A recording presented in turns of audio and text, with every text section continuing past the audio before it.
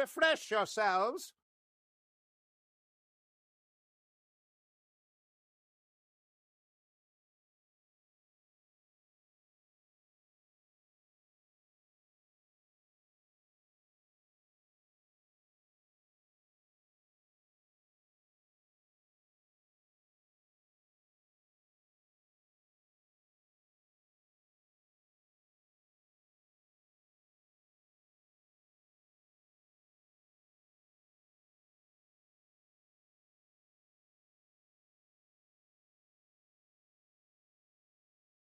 Refresh yourselves.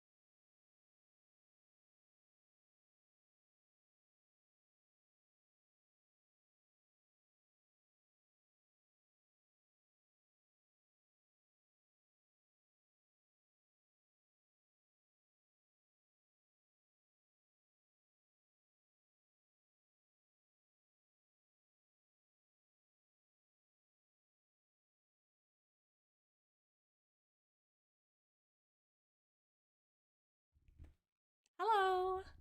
Hi everybody, how are we today? Got 2 sippies to redeem right off the bat, so 1 sip for the road. 1 sip also for the road, because the road is just starting. Hi! How's everyone doing today? I got my Chef Kerbo, ready to cook up some adventures.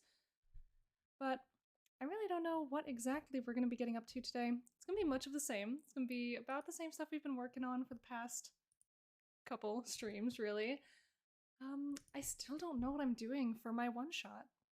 But I at least know a little bit more with each stream of how I'm going to organize it, so that's pretty good. We're off to a good start, at least in that regard. But I hope everyone's having a good Saturday. It's only about 2 o'clock for me. I don't know what it is for everybody else. But here we are, we're back on WorldAnvil. I've not been devoting enough time to writing. I didn't know you were setting up a one-shot. That's awesome, dude. Yeah. Well, it's Adventure April. That's the event little challenge of the month. And I, of course, have made a solemn vow to myself that I'm going to participate in all the challenges I can. So I'm going to be trying to set up a one-shot this month. I know basically how to set one up. The challenge for me right now is not physically putting one together, it's deciding what story I want to tell. It's deciding what I want to give people in terms of story and how I'm going to link it back to my world and all that kind of stuff. So it's all that. It's all the lore, it's all the everything. I at least know the setting, kind of. It's gonna be in Arsavella, it's gonna be my little starting region. But where we go from there is kind of a big mystery. Don't know what exactly I want to go, what topics I want to cover. If we go to our little plot in progress, we do have our little article in progress. We made these placeholder images last stream, which is very cool. I've been wanting to have placeholder images for my world for a long time, and I used to have placeholder images for my world, but that was back when I had like a completely different theme, like whole different CSS, whole different everything. And my friend Alex is the same way. He has a mountain of ideas but trouble figuring out where he wants to start from. Yeah, that's that's always like the biggest challenge, I think, for all the writery folk. Yeah. It's like I have some ideas floating around in my brain. Not a crazy amount of them as far as like one-shots go, but I have a lot of ideas as far as what the topics could cover in theory. But yeah, so I've just been trying to keep that at bay by making a little placeholder template article where I just say like, oh yes, this is all filler text for the time being, but I'll say like, oh, here's a quote to introduce everything. Here's like a couple paragraphs to actually introduce what's going on, and here's all the little info box with information about this one shot and what's it gonna be like. And then the actual story introduction. And then, you know, everything from here is gonna be like, this is where the DM takes over. Players stop reading here, maybe, theoretically. And like, this is part 1, this is what happens in part 1, and then part 2 and part 3. We're basically just going to set that up, and we're gonna kind of decide like, oh, maybe we want this to be like a 4 or 5 part story, little adventure. So we'll have like 5 locations, 5 like challenge things, like, you know, stuff like that. And so we do have our little article editing open. And yeah, so this whole stream is really just going to be about me kind of just working on this. Just hanging out, talking about, I guess, whatever I come up with, whatever's going on in my little brain. So yeah, so we're gonna say, yeah, we're just gonna organize this all as like part 1, part 2. I'm thinking that instead of having like a straight up column here, we're instead going to have the containers that are a different size. So I'm gonna have this be a call MD4. Oh, what has happened?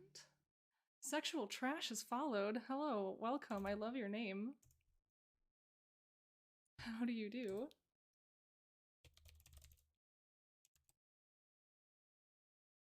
With a name like that, I feel like you have to be someone I know, but if I don't already know who you are, then I feel like you'll just fit right in, so hi.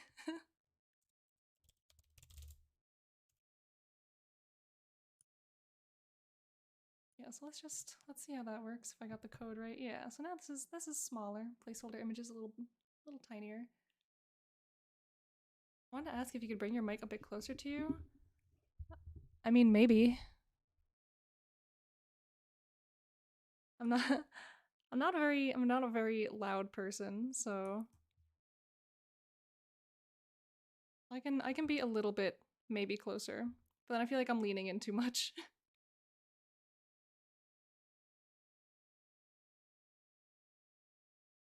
No worries. Yeah, it's all good though. Like if you can't hear me, like I can maybe like turn music down a little bit, but yeah, we are just hanging out. Doing a little bit of writing here and there.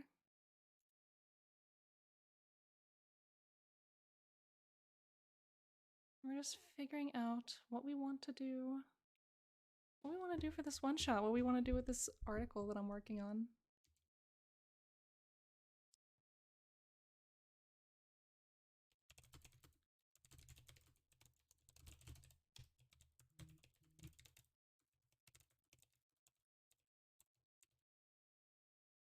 It's gonna be kind of like a little mix between me chatting and me typing, and I don't know.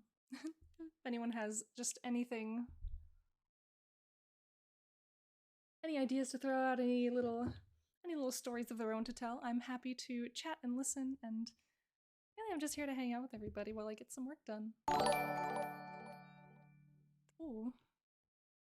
The real gobshite has followed. Thank you. Where are all these people coming from?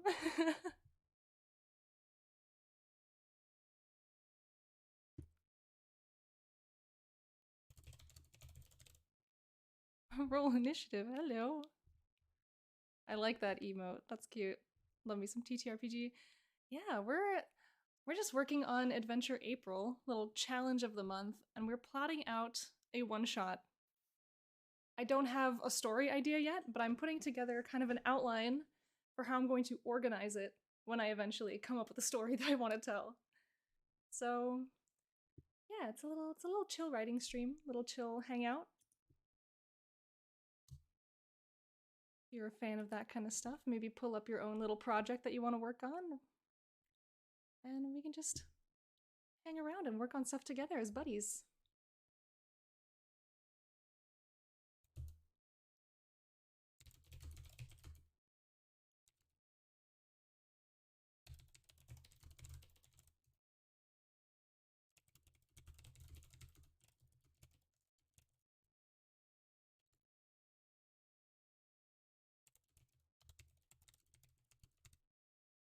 Do you build in WorldAnvil or after the fact? Tend to build in OneNote and organize in WorldAnvil, though I'm woefully behind. You know, I kind of go back and forth. It really depends on what I'm working on and what I'm building. Usually if it's something for a challenge or if it's something for a prompt, I'll build straight in WorldAnvil. I'll just like type it all up in there and then kind of organize things later on as I go.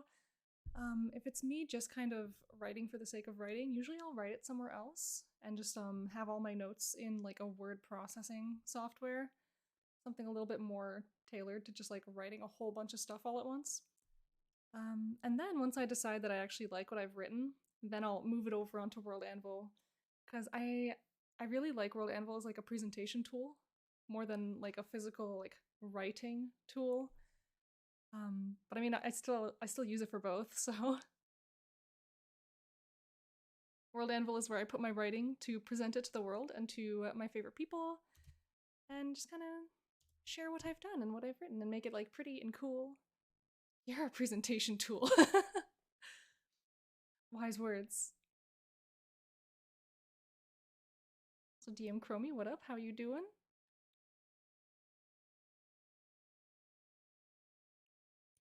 And yeah, so I have my little placeholder kind of thing going on.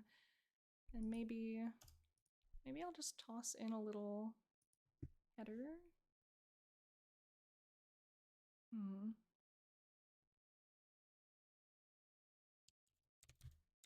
Setting up stuff for a short Call of Cthulhu campaign. Ooh. That's fun. I've never played Call of Cthulhu. I feel like it'd be cool. I feel like it'd be fun. It's just I don't know. I don't know anyone in my immediate like vicinity who actually plays it. You know what I mean?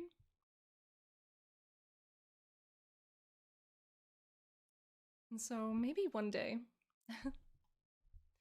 Yeah, presentation's what I like it for. It also allows me to send it to players and let them deep dig through things if they want. Yeah.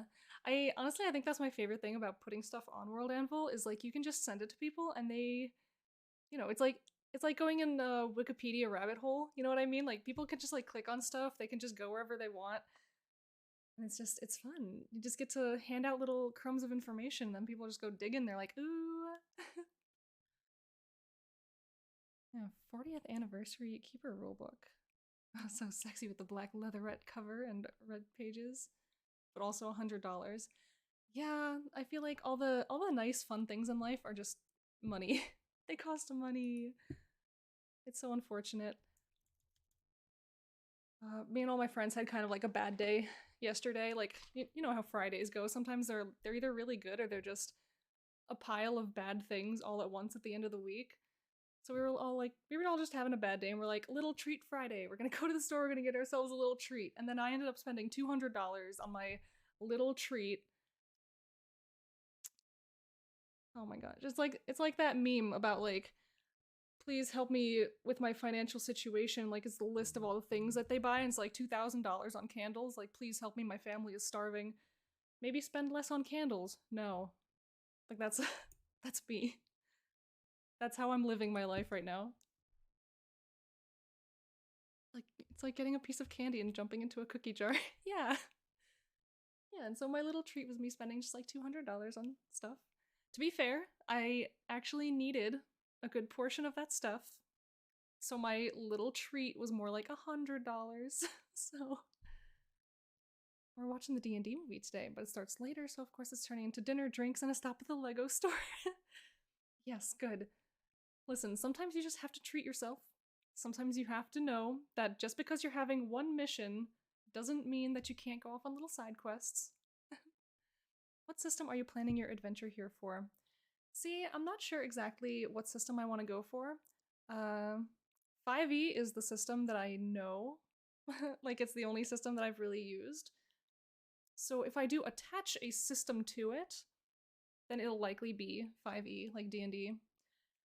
But I was kind of hoping I'd be able to find a way to make, like, to write this in such a way that I don't need to, like, attach a system to it. You know what I mean? So, like, we don't have to necessarily attach mechanics. Like, we just kind of write out this little story that can play out.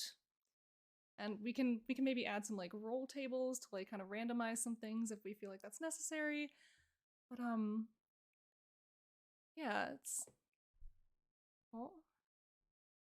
Oh gosh, the Stein, yeah. Buy the bucket quick. It sold out fast when I went to the movie. Yeah, I hear that people are reselling those things for like crazy prices, like on eBay. You know, you'll see the little bucket on there and it's just crazy money. But yeah, I'm hoping to go for kind of like a system agnostic kind of approach to this one-shot thing, because I don't know, I more wanted to just tell a story more than be like a mechanical game thing. Because again, like I've never really done it before. I don't really know how to play the mechanics in such a way. I more just kind of know how to tell a story. And so I'd love to just figure out like all the things, like where I'm gonna start, what the outcomes can be from that, and then kind of just fill in the blanks in between. And so once I know, once I get an idea of what exactly I'm doing there. Oh my gosh. Oh, here comes WorldAnvil with the Raiders. Hello everybody. Hi guys. WorldAnvil with the party of 35. Welcome. We were just talking about you guys, actually. Never mind that you're literally on my screen at the moment. Hi guys. Laria Enel, thank you for following. Oh my gosh, the whole gang is here. Hi Kajitan, hi Sarukas. WorldAnvil's here, of course. Nerd Building, welcome back. Kitoy Poi, hello. Io the Dango, hello. Oh my gosh. Oh, my follower goals met. Thank you guys so much. Byzantian, thank you for following. Illumine, thank you for following too. Josh Knox Chinnery, thank you for following. Oh my gosh. Hi. Hi everybody. Dazzling Cat. Oh, you're already in here with the bonks. No. I'm trying to sit here like a normal human being. And see Johannet is here as well. WorldAnvil advocating arson in chat? Oh no. Please do not burn down my chat, thank you. All the alerts are like trying to catch up. Not arson, enlightenment. Ooh, Katoifi, you're gonna hang out and color your custom tarot cards. That is so cool. I love that. Oh, Basic Dragon, thank you for following too. With fire! No! Oh my goodness. Oh no. The little light up the forges didn't work. It's okay. I'll put some in here for you. There you go. Can't light the stream of flame. It's already straight fire. Oh, well, thank you. So what are we doing today? Today, we are continuing to work on our little kind of placeholder article. Not placeholder, it's like a template article that I'm working out for Adventure April. And so here's what it looks like. I have this article, it's titled Plot in Progress, because I don't actually know what my plot is going to be yet. But I know I'm going to make one, and so I have a template article in the works. And so it's all it is all like placeholder text for now. So we have plot in progress, that's our title. We have a little headline, catchy little tagline for our adventure. And so, all the placeholder text, we have this little quote here that's going to be here eventually, all these paragraphs describing what's going on, the introductory statement, if you will, some info about the one-shot that is to be. And I got these placeholder images. I may or may not have made them on my last stream for my world. Oh, Spooky Mars, thank you for following. Hello, welcome. And yeah, so eventually, once I figure out what I want my actual one-shot to be, all of this placeholder text is one day going to become actual text, actual story, actual cool content. And so I'm hoping that's sooner rather than later. I don't have like a ton of time to do stuff this month. But yeah, so we have little introduction. This is gonna be like the part 1. Here's the first set of things that happen. We have a little placeholder image. We have, you know, a little subheader here for what's gonna go on in this section. Basically that kind of thing. We're just making a template that I can figure out later. And Io the Dango says this is a yummy template. Thank you so much. Oh, good toy play. I have my adventure notes, but I need to actually work on it. I told myself I'd finish these cards first. The cards are really cool. I really love that project that you're working on, and it's one that I also would like to do myself one day. It's just making a little deck of tarot cards for myself. I would love to do a deck that's like based on my world, some part of the theme. Maybe once I actually maybe develop the gods a little bit more. Is this for any kind of article or a specific kind? Sorry if I missed you saying that. This is going to be for my one-shot. So this is my plot article for Adventure April. And so this little template here is going to be what I work on. And Pen and Paper, thank you for following. Gosh, really, everyone welcome in. I hope you stick around. Oh my gosh, I didn't even like introduce myself. Many of you of course may know me already from the WorldAnvil community, but if you don't, hi, I'm Strixline. I'm a writer, I'm an artist, I do all kinds of wacky wild things on the internet, and I'm also just a bird in human form. So there's so many people, that's right. Yeah, Scotchworth, I got raided. Ooh. So I got some friends. Yeah, let's see. I don't think Streamlabs is gonna be upset with me today. Maybe my commands will work. No, they don't work. Okay, Wowee. Thanks, Streamlabs. That's fine though. We got if you want to see more about me, my WorldAnvil, and all that kind of stuff, I have all the links below in my little about section. You can get links to my world, to my author page on WorldAnvil. You can also see like my website and all that kind of stuff. I also have a Discord server where I post all my little updates and things, and I just encourage people to come chat with each other and learn more about different challenges and world building stuff that's going on. So any of that you want to check out, love it, I appreciate it. Or if you just want to sit here and hang out while I get some work done and maybe do some work alongside me, that's also really cool. Oh, and yeah, Scotchworth, you did miss the pregame sips. But I will take a sip in your honor, if that makes you happy. You need to figure out how you want to structure your Refresh articles. yourselves. Oh, okay, now you redeem one after I've already taken one for you. I see how it is. I'll do it myself, thank you very much. Yeah, so structuring articles is a challenge, but it's also pretty cool to get yourself a system down. And so if you want a little bit of inspiration, I guess, from me and how I lay out my articles normally, I can, just so you're aware, it's tequila in that cup. If this was last night, you would be correct, but today it is actually just water. All right, so where's an article that I can just pull up? What's an article that I like? You know, it'd be a lot easier for me to get this from just my articles list. Because I'm thinking, I'm just gonna give you an example of how I lay out normal articles. It's been a while since I've actually- Refresh yourselves! Oh my goodness. Better empty it so you can replace it with a proper drink then. Oh no. Pretty landing page. Why, thank you. Alright, I'm looking for... Let's go into one of my summer camp articles. Alright, summer camp articles. We're gonna pull up any random one, because this is kind of where it's where I kind of solidified how I lay out my articles. Let's just go to BullCon. How about that? And so yes, every single one of my articles starts off with a quote, because I just really like doing that. I think it's fun. Just gets you a little like narrative taste of what's going on in whatever article you're writing.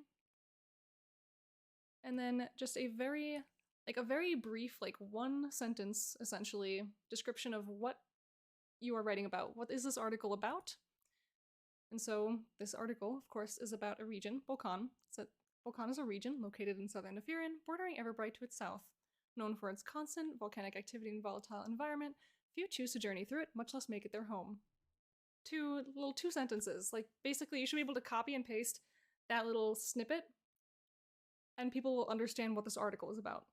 That's kind of the goal. And then elsewhere in the article is where I kind of go into more information.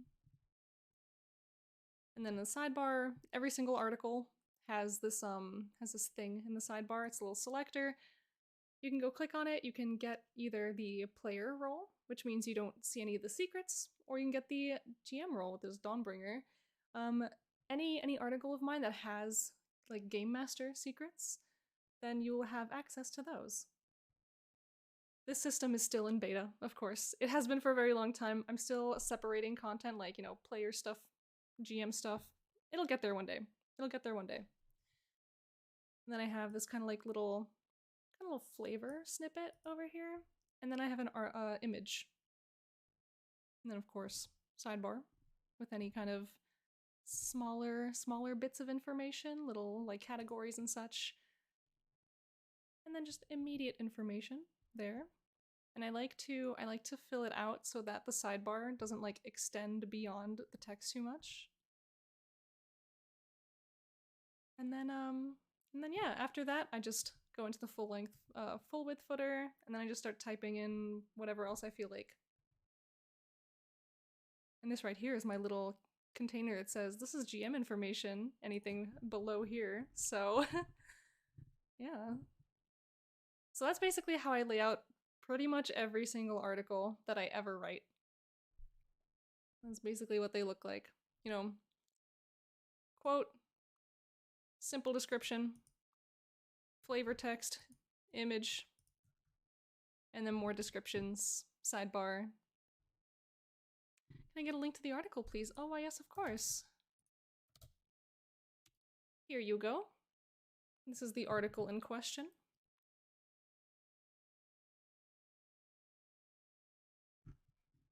We also have Ashen Cloister. I think that's also like a pretty... I'll throw in this one too, because it's also like an example of how I do exactly what I've just described, with like a couple extra images and some more quotes thrown in. Just some extra stuff. So if you want to use my examples as inspiration for how to lay out your own articles, feel free to go have a look at those. Yeah, it took me entirely too long to just like go find those. I'm so sorry. Oh my gosh, what has chat said since I started doing this?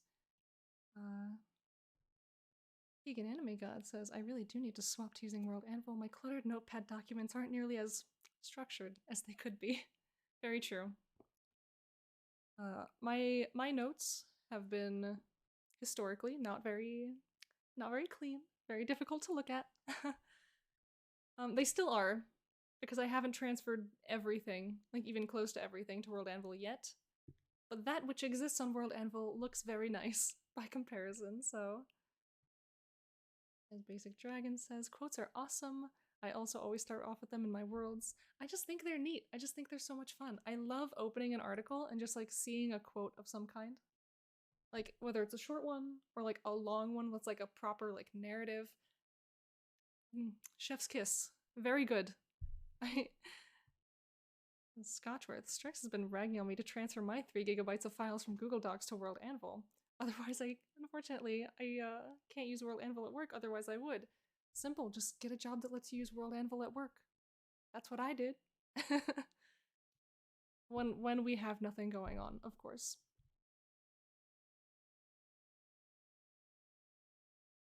I like the idea of sidebar pictures. Yeah, I just that's why I have this little placeholder here, because I like putting images in there. Like it's a very good way to just give people a very quick idea, very quick vibe of what is going to be happening in this article.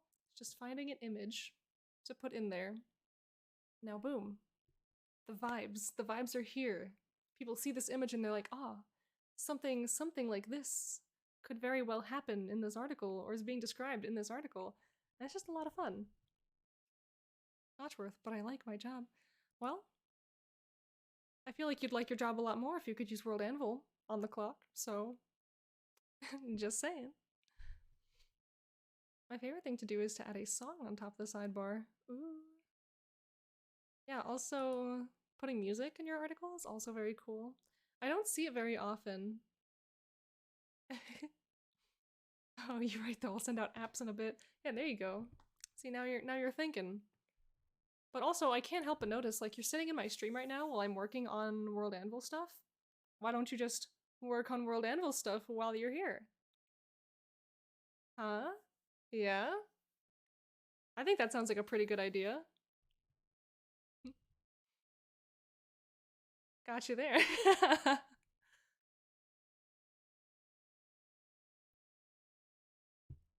You cannot deny my logic, Scotchworth.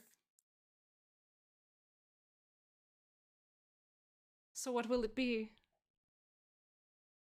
Will you join us in the ranks of the writers who will do WorldAnvil stuff in this 2-hour period in which I will be working? Could be worth it, Scotch. Scotch worth it. Oh. You and the puns. Oh my goodness. Listen, Chef Kirby, my little Chef Kirby right here, would want you to work. Hugan Ronan, thank you for following. Hello, how are you? Oh. Keegan Enemy God, just because of that, it shall wait for another day. No! No, Scotchworth, you must resist the spite. Hello, Yellow. Hi. So here we are.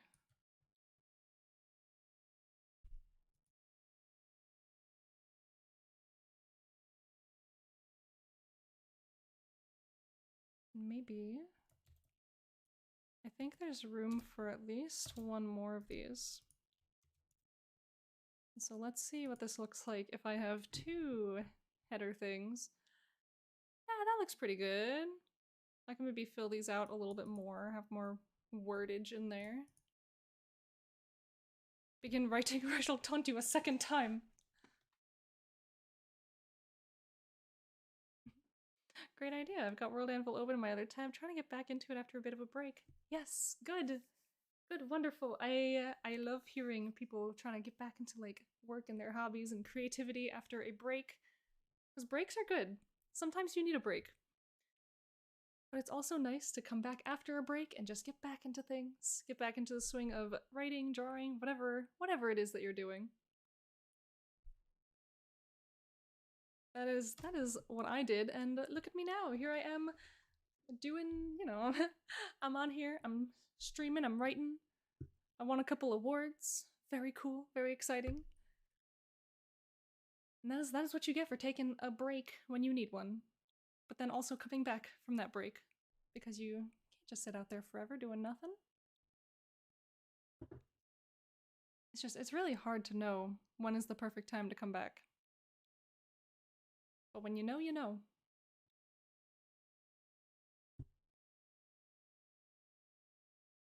Well, speaking of when you know, you know. I've recently acquired a little creature for my home. And by creature, I just mean it's a plant in a creature-shaped container. Isn't she lovely? Like pink and green, very cute. I did buy it from the supermarket, so I will probably have to look up how to actually take care of it because I doubt that Wegmans can tell me how to properly take care of a plant. Yeah, it's a mini Tradescantia, and it's very cute. And I very much hope to not kill it. So if that means eventually having to put it into a different pot, different container, I will. But but for now, it's so cute. It's got its little bunny theme. I figure because it's springtime, you know, Ostara vibes. Get some bunnies in there.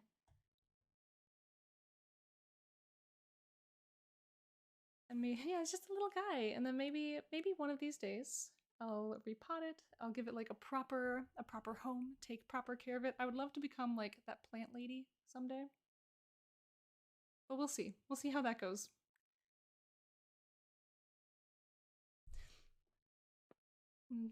Alright, Io the Dango asks, what is your favorite type of article to write? So that's a really good question. I feel like I typically enjoy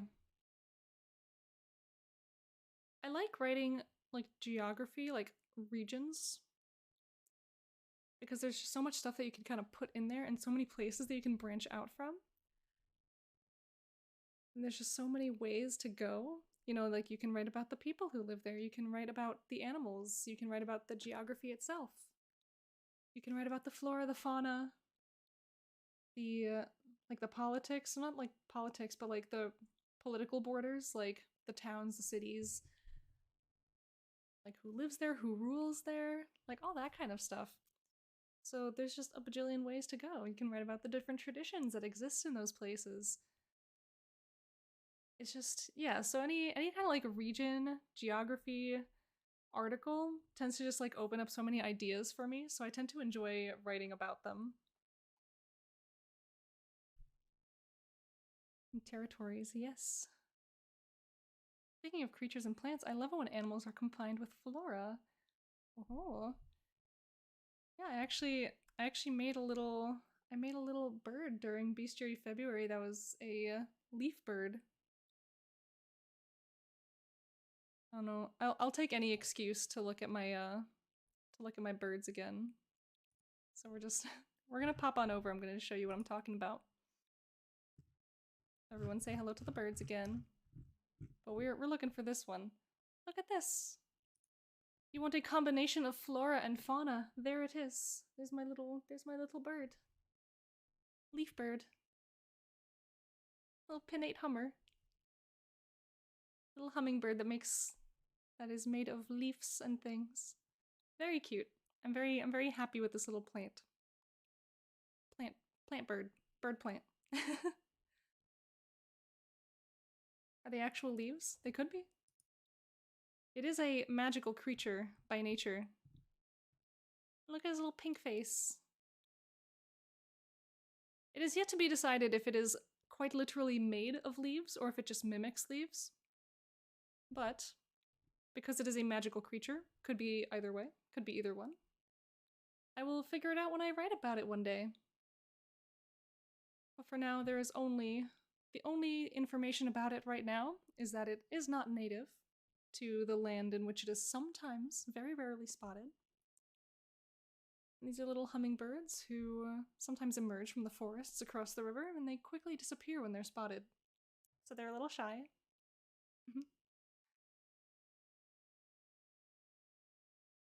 So I don't know yet. They could be actual leaves. They could also not be actual leaves.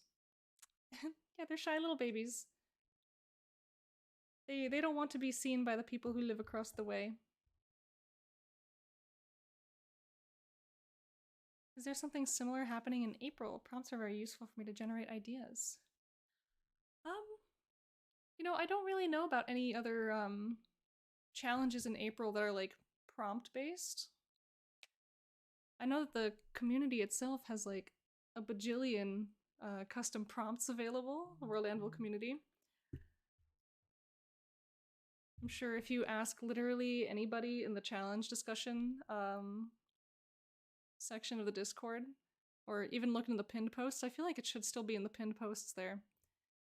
You will find a whole spreadsheet full of prompts and challenges that you can do anytime, really. Yeah, there's a Google Sheet and everything. It's very fun, very cool. Yeah, if you're in here and you're not in the WorldAnvil Discord, I highly recommend it.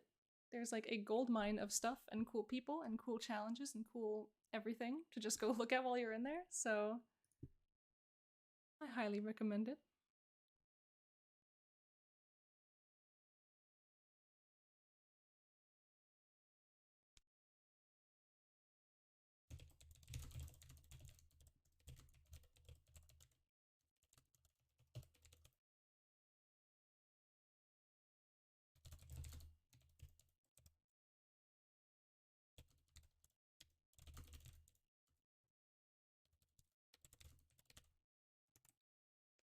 It's Adventure April. Yes, it is Adventure April. That is what is going on this month. And who knows what is going on next month? I think some people know. I don't know. If anybody knows what's going on next month, you're welcome to tell me, because or don't. I could just be surprised when the month rolls over. Play May? I don't even know what that means, so I guess one day we'll figure out. We will learn one day.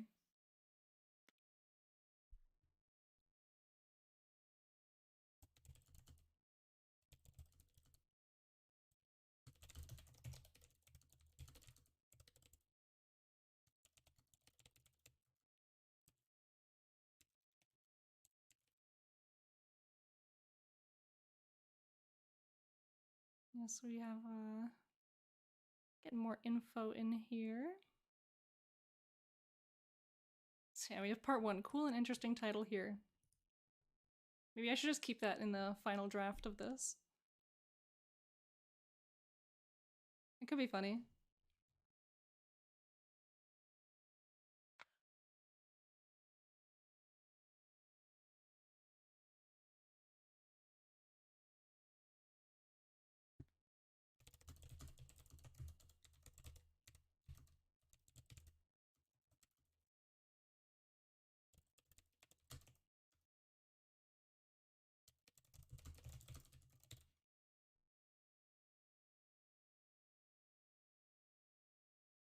So yeah, we got our little part 1, and this is gonna be part 1 of my eventual one-shot. So we have the first part of our adventure before any task completion actually takes place. So yeah, we have the first part of the one-shot. Players are introduced to each other, they get to know their immediate setting, and we offer some time to introduce the characters to each other and to some NPCs to begin their adventure with. And that is just going to be where everything starts. And then, immediately following that, this is where they catch wind of what the adventure will be. Maybe we drop some hooks in the line and see what people grab, and see how we can get the characters into the story and get them interested in this potential quest. And depending on how things go from there, we can figure out what part 2 might be.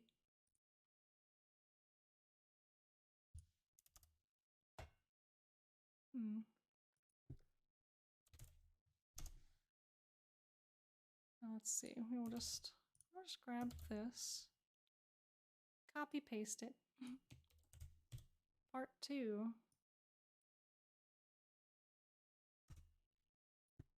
I'll say this is another cool and interesting title.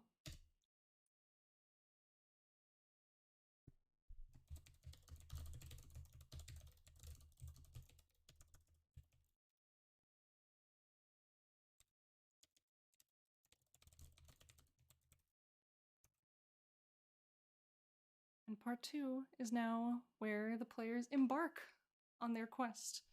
This is where we head out of our little starting location. They know what they're doing and where they're going, probably, maybe. They at least know what they've been told they're going out and doing. Things can and may and will change at any given time. Figure it out as we go. So we'll say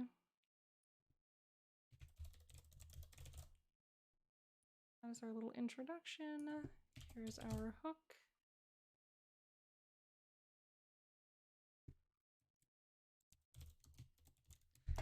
Here we have quest time.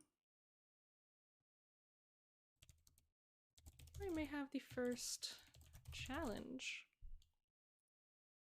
So maybe they'll encounter their first challenge like pretty soon after they embark on their little quest. Very possible.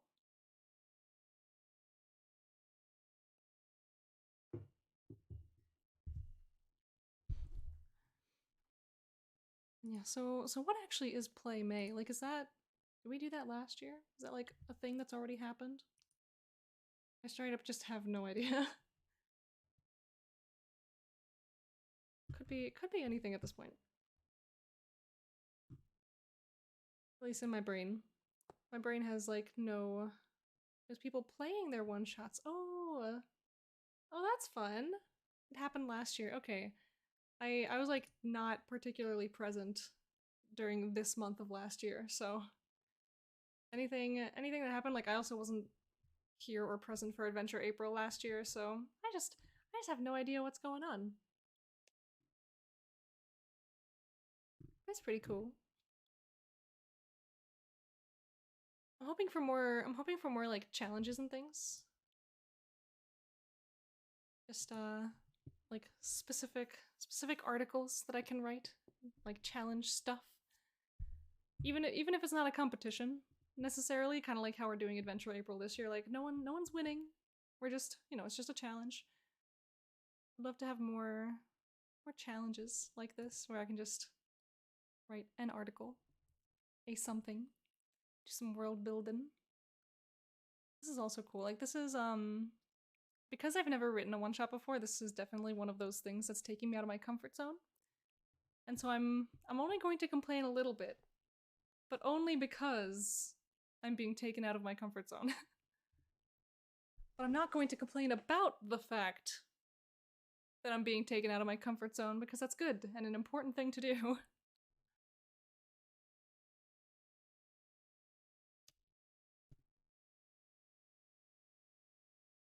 I'm just built to complain. This is where all amazing things happen. Yes, it's true. Things just do be happening. We need to get there. We need to figure out where everything is going. Cause in my brain right now, it's like the monkey with the symbols just kind of going. You know, like I don't actually know what's really going on, but like the monkey in my brain is just like, woo! You know. So we'll get there. Refresh yourselves.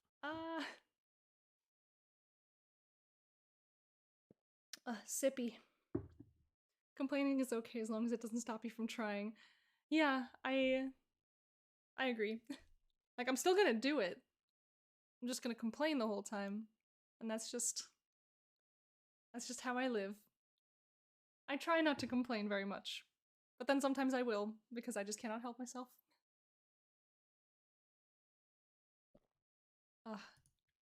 It's hard to be a creative person sometimes. Because, sometimes your brain works. Other times, a brain does not work even a little bit. And those are the times where you simply must put your brain to work. When the brain does not want to work, sometimes you just gotta make it work. And that's what I'm doing here.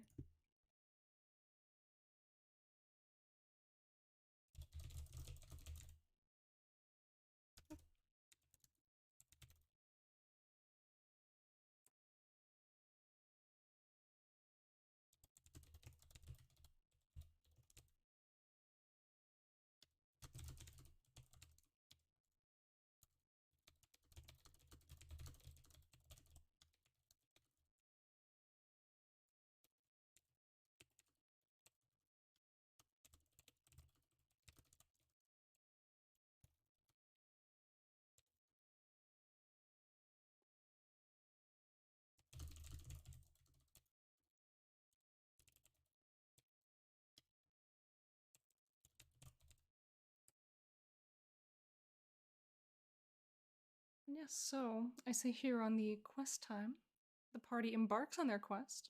Cue travel montage, as we likely don't want to spend too much time on actual travel, because of course actual travel takes so long sometimes. We could, of course, spice things up with random encounter tables and the like, but that will depend on our timeline. Some work in words is better than none. Exactly! It's very true. That is why I'm trying to make this little template for myself. Because if I waited until I had the perfect idea for my one-shot, I would just sit here and not write anything at all. You know, I would get not a single word on this page, I would not know anything that I'm doing. Not even the structure of what I'm doing. But so I'm taking a little initiative, rolling for it if you will. I'm just saying, okay, so I don't know what I'm doing, but maybe I'm going to figure out how I'm doing it. So I'm breaking it up into little chapters, into little parts. We're breaking down the structure of what exactly we are going to try to run. And then we're gonna try to figure out how we can fill in the actual story to get that in there and get that ready. Toy Place says the person looking for the exact right pencils and not doing his coloring and sketching. No. As an artist, I understand you completely in this moment. Sometimes you're just trying to get some art done and you're looking for the perfect materials. Even in digital art this happens. I look for like the perfect brush setting, and I just end up not doing anything until I fiddled with every single brush I own. It's no good. It's a challenge. But look at you go. You're at least trying to find the pencils, and that's more than sometimes I even get to do. You are on your quest at the very least. I end up searching for new brushes instead of painting. Oh no! Yeah, for sure. I end up searching for reference pictures for like entirely too long. That is my issue. Because I have this thing as an artist where if I look at something, I can pretty faithfully recreate it very easily, actually. But if I have no reference at all for what something looks like, I cannot really wrap my brain around just like making it happen.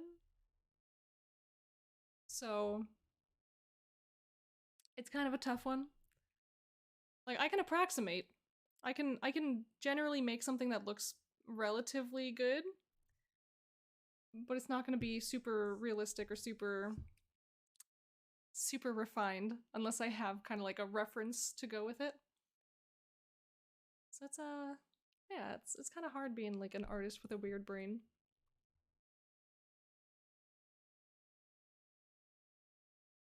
Oh, I need to stop being sleepy midday. Maybe I should have some coffee. No, I have ADHD, that won't help. And also, I do have this mug here that says "Let the adventure begin," and I thought that was a really good mug to have for Adventure April. Of course, I've had this mug for a long time and I've used it in many a stream already. But I don't know, I looked at the mug today, I was like, yeah, I want to use this one today because it's all about adventuring and that's what we're trying to do today. I keep going to like Target and similar stores and just coming back with mugs, and I need to stop. I need to stop doing this. Because I can only handle having so many.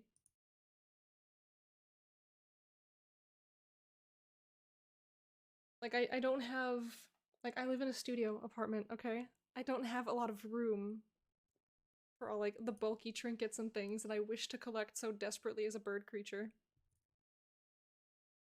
Mugs are a useful thing to collect. Yeah, one of my professors back in college actually had like a whole wall, like a whole wall like shelf setup that was specifically for storing mugs. And it was so cool. It was so awesome. And like she and her husband would basically collect like cuz my school was huge on ceramics. So they would collect like mugs from students, from other professors, from like local auctions, like all that kind of stuff. So it was like nice mugs. It was like cool, handmade, like artist-made mugs. And they were so cool. They were so awesome. And I don't remember, I think at one point they had to downsize their collection, which is kind of like heartbreaking. But then they were like, ah, more room for new mugs, so that's really awesome. You found your pencils! Excuses eliminated! Yay! Very good. Very, very good.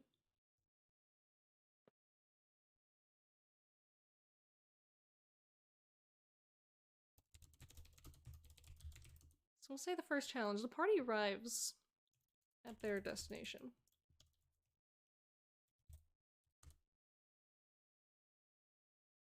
Perhaps they encounter something unexpected.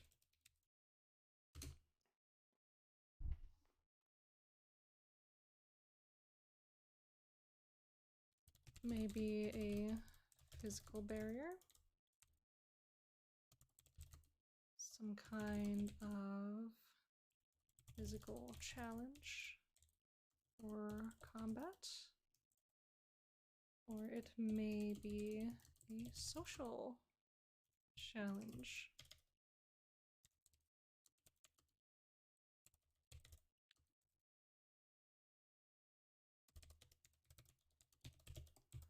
Or maybe a social challenge with stubborn or aggressive NPCs who were not prepared to work with outsiders. I think that's pretty good.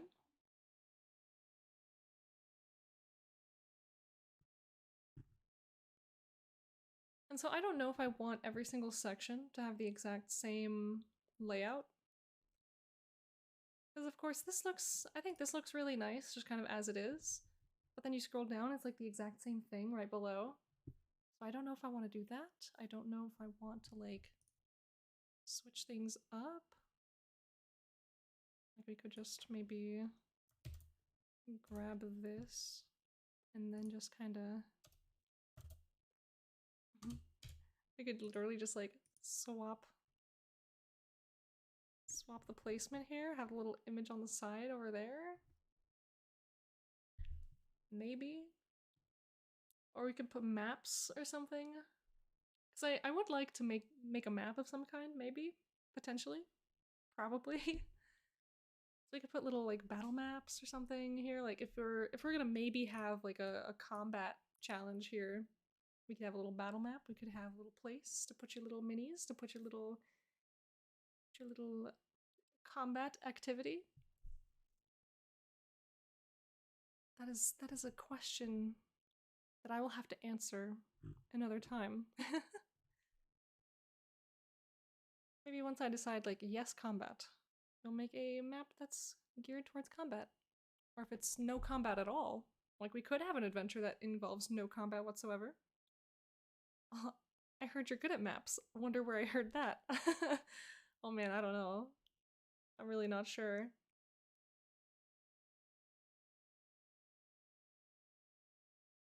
It could have been on the oh shoot, it could be oh where's the it could be this little badge here. Maybe every time I look at this I'm still like, oh my god. Who gave me that? Who let me have this? Where can I peruse your maps? Well, I only have one like actual map available on my world right now, and that is this one. And I can pop a link into little stream chat for you guys. This is the map I submitted to the World Building Awards and won with. Very, very cool, very exciting. I still think that that's made up. I still think someone made that up as like a prank. But no, there it is. It's on my profile saying that I'm a winner, so very crazy. But yes, I have this map exactly. But also if you go to the Kingdom of Arsavella article, if you read the full article, there's also a map on this on this here. It's not as in-depth as the other one, but it's a region map, so that exists. Let's see, there should be one more article. I'll link it. I might as well if I'm gonna be talking about it. People keep asking me to link stuff.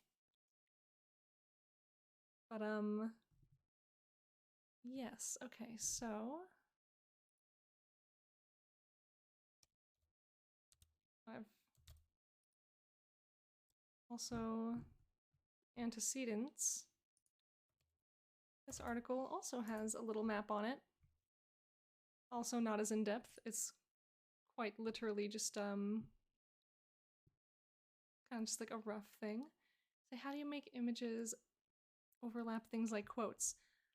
So this is an allowed box. So like the little allowed BB code. These just kind of like go across the entire section regardless of if there's an image there or not. And then the images just kind of overlap. Like I didn't choose to do this. This is just how it worked. But I use Incarnate for my maps, so I have used WonderDraft and I think it's very nice. I think it is very nice to work with. It's just I don't know, something about the way that Incarnate works. Like it just kind of works for me, so that's what I use. But yeah, so I just kind of used little allowed box BB code, just kind of made it however I liked, and then just kind of does this with images. It just has that interaction. I don't think that there's anything in my CSS that made that happen. It just works. Yeah, the same thing with this one. This just kind of happens to be this low on the page, so the box just overlaps that much. So, yeah. It's not something I chose, but it's something I noticed happens and just kind of decided to take advantage of one day. This one I think is just in the box. Like I straight up put it in there, so who knows. But yeah. So those are the maps I currently have available. I used to have more, but then now they're all like super outdated, so I don't display them anymore. I could maybe one day make like a little sub location in my art portfolio that's like, here's my maps. Here's where I put those things. CG Purbach, thank you for following. I hope I said that even close to vaguely correctly. But yeah, most of my maps are done with Incarnate. I'll usually make the base maps in Incarnate and then I'll go into them with Photoshop, like over the top, and just kind of like draw them up or like weather them in some way. Like I'll do my little edits and things and just like make them fancy, make them pretty, kind of like put my own personal touch and style on them. Because usually when you see a map that's done in Incarnate, you know that it's done in Incarnate. Like it just kind of has that, it has that cadence, if you will. Like you look at it and you're like, yeah, I know which platform they used to make this map. And I think that one is like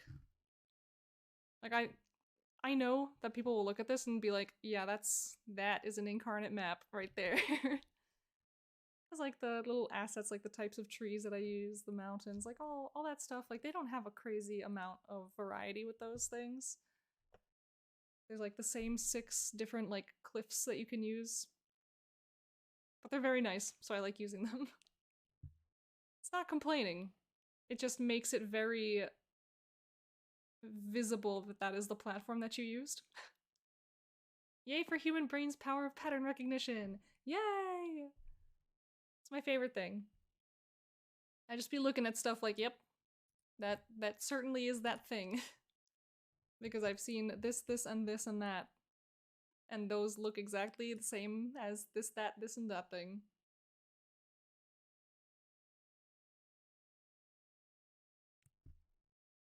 Big reason why I stopped using Midjourney, along with ethical concerns, yeah.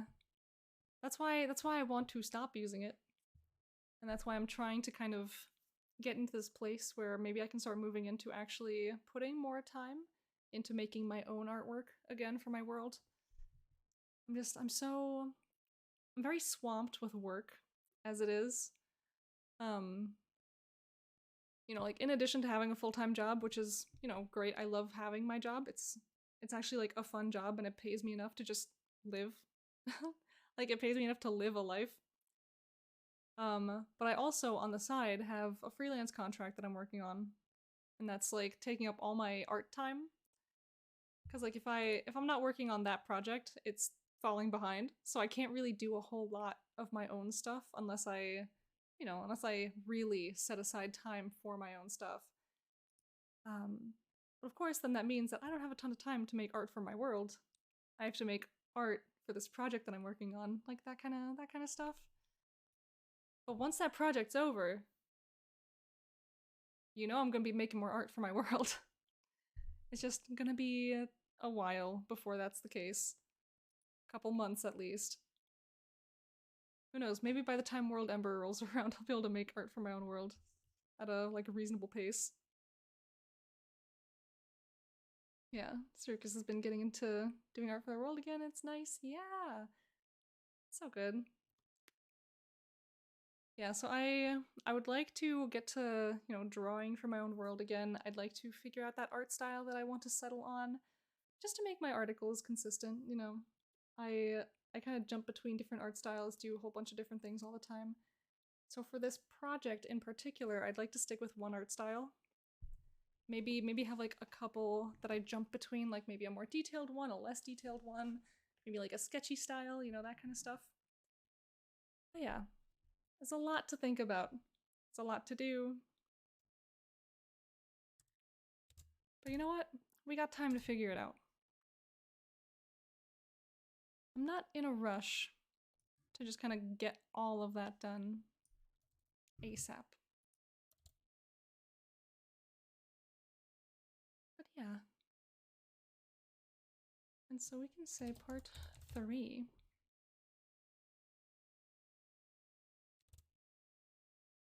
It's a cooler and more interesting title here. I'm just making every single one of these section title placeholders just like a different variation of cool and interesting title here.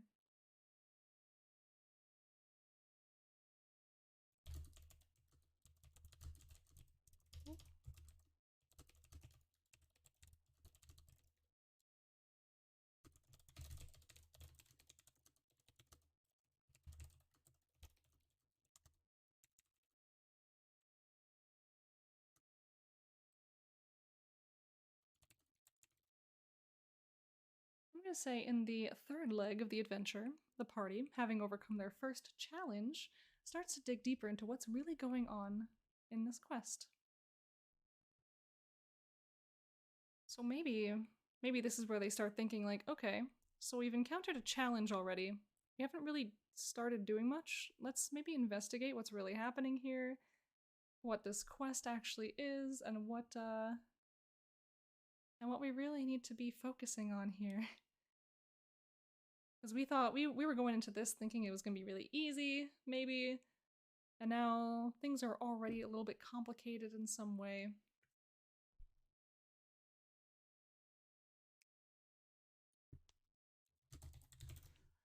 So we're just gonna make this little section info quest. Party begins to investigate their situation. Yeah, split up and search for clues. Also known as oh no. Yeah. It's like I remember I was looking at someone else's like older one shot from last year, the year before, or maybe not even from Adventure April, just in general. And it's it was like one of the Shadowrun campaigns. It's like the milk run. They call it a milk run because it should be very simple. But it's never that simple.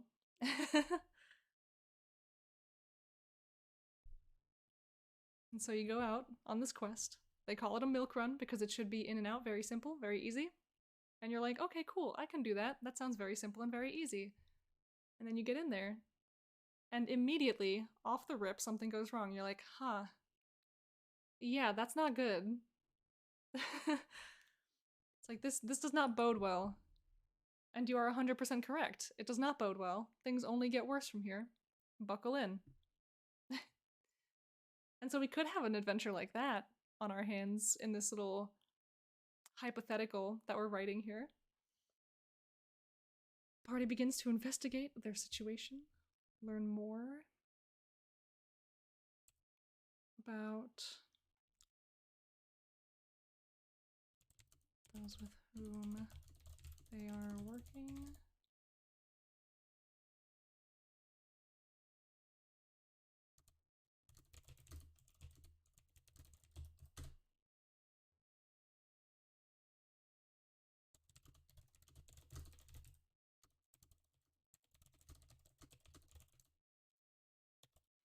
They may find there is no turning back on this situation.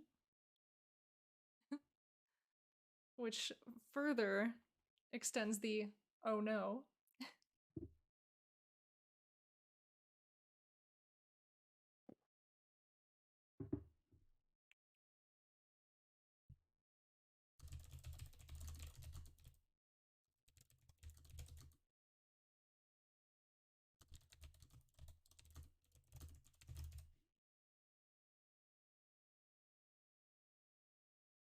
Yeah, so this could be fun paired with like a little location map of some kind where like you have this map and then there are clues scattered all around that people will have to find either by chatting with NPCs or like digging around and stuff that arguably maybe they shouldn't have their fingers like reaching around in. With their little grubby adventurer hands all over people's boxes and things.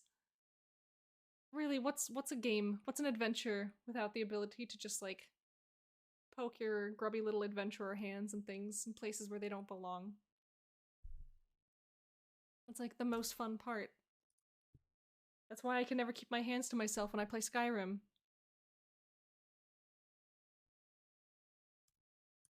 I always tell myself I'm not gonna be a thief. I'm not gonna be a thief, I'm not gonna do it. And then suddenly I find myself in people's pockets like, no, why have I done this? Why can I not stop? I was built for a life of crime.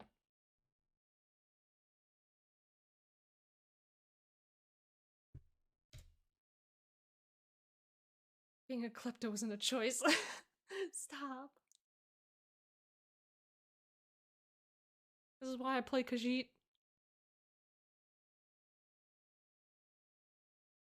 Can't steal from NPCs because I feel bad. Oh. Well, to be fair, a lot of the NPCs in Skyrim specifically have it coming.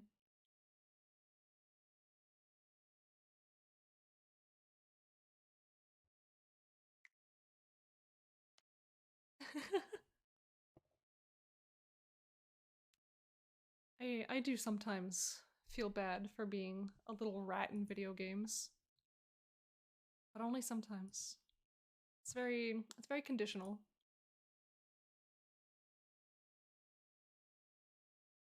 One card done, hooray! Huzzah! Well done, Katoy I'm so excited to see them when they're done.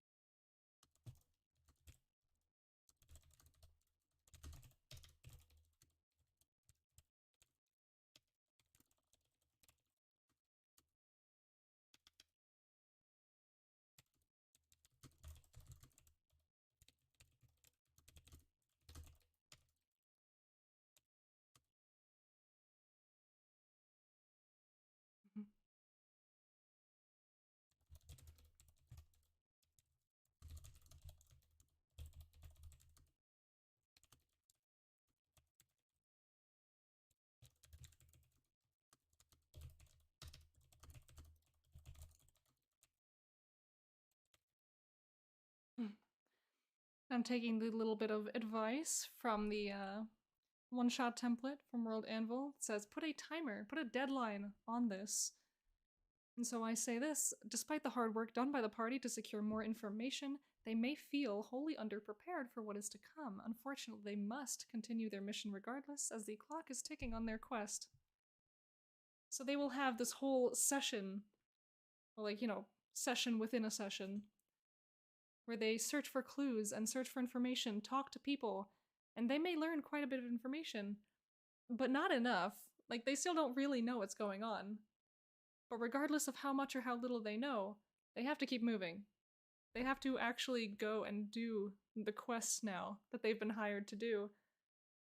Because maybe there's some stuff at stake, like they cannot go back. They have to finish this thing for some reason. And so, off they go. They don't really know what they're doing or where they're going, but they're going. They sure are doing it. And so that's part 3. I'm thinking I'm gonna make this like a 5-parter. Like 5 just seems like a good amount of parts. Don't mind me just like rolling my neck around. It is hard to be alive.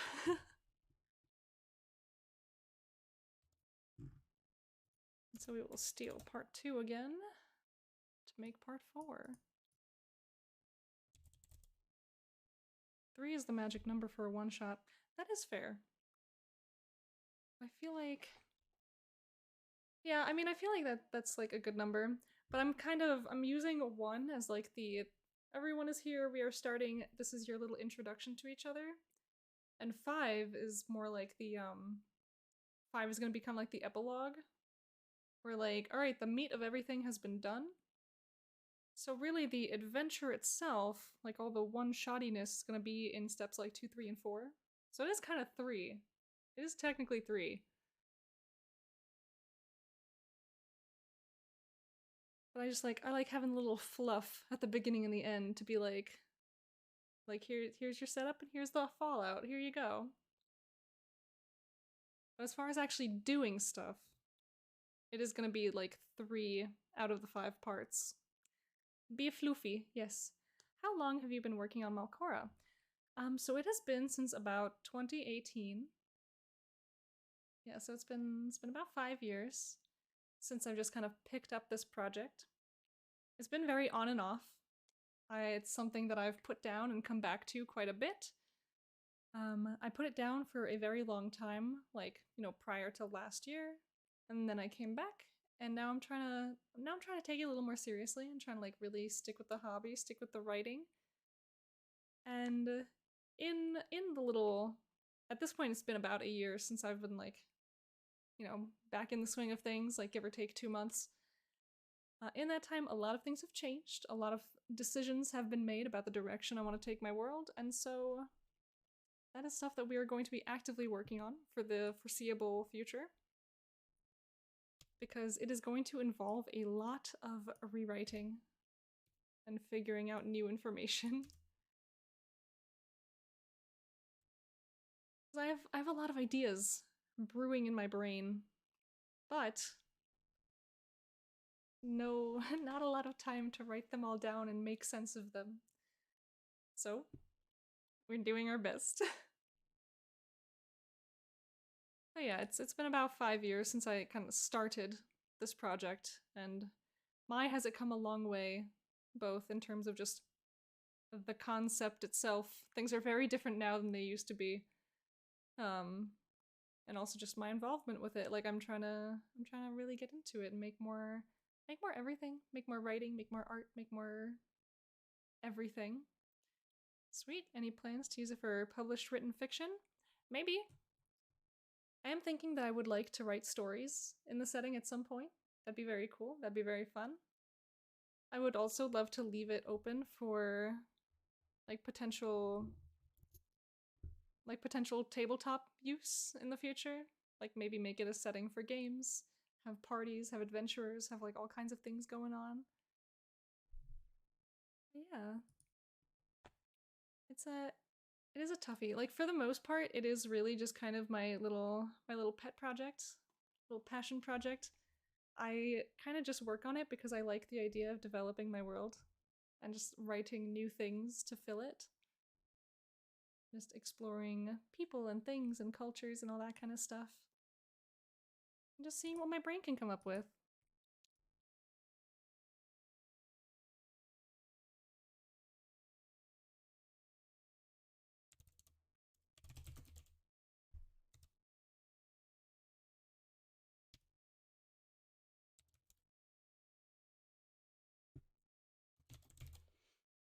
Part 4 will be titled, Perhaps the Coolest and Most Interesting Title.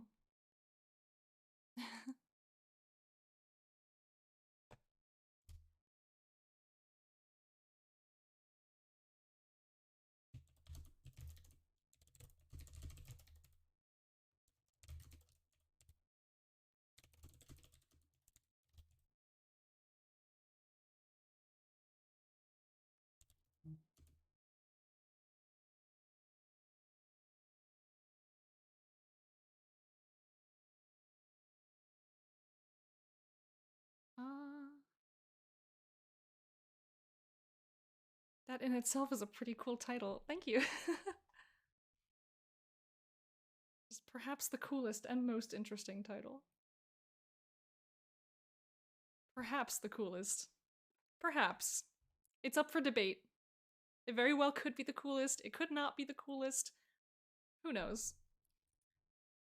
It is yet to be determined.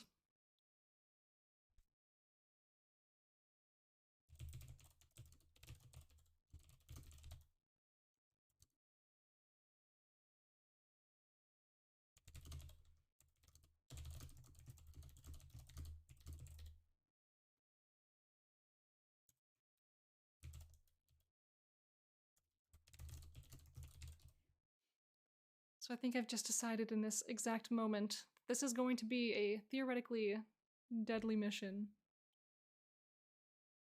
So I'm going to say in part 4, the party faces the meat of their quest. Their mission's reality hits them, and they must find a way to make it out, dead or alive. And so this will be, like, this is where, like, the climax hits, like, they are in it. This is what they have come to do. This is, like, the pinnacle of their quest. And they find out that it is indeed quite a bit more than they bargained for. But like stated in the previous part, there is no way out of here. There is indeed no way out. So we have to do it, even if it kills us. I offer myself as tribute for a beta test of this adventure. Alright, I'll keep you in mind. We will see how this goes. So we'll see, maybe if that's the case, I'll have to tell you when I'm working on the actual story for this so there's no spoilers for you.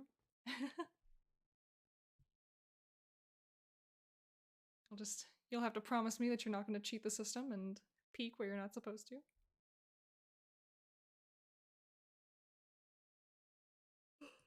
Oh my gosh, why am I sleepy? Being sleepy is so hard.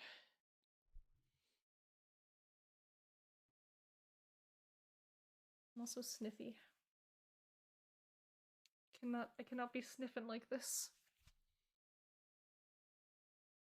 Why am I sniffy in my own home? There should be no allergies in this place. Let's see.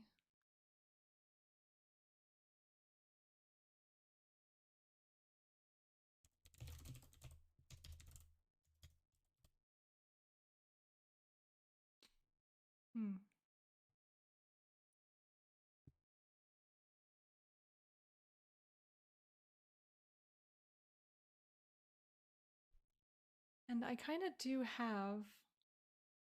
I do kind of have an idea, maybe, for the story that I may want to run here.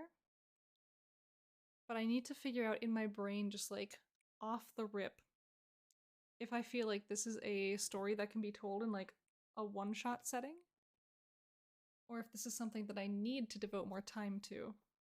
You know what I mean? Like, is this something that needs to be a campaign, or is this something that can just be a little adventure, if you will? Just a little event.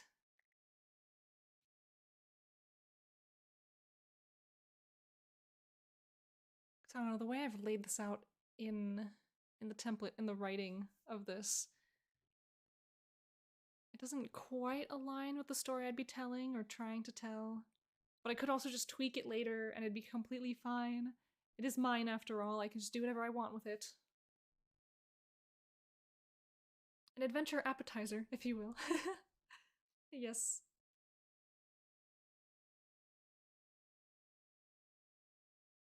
It's like, I think that it absolutely could be a one-shot just on its own.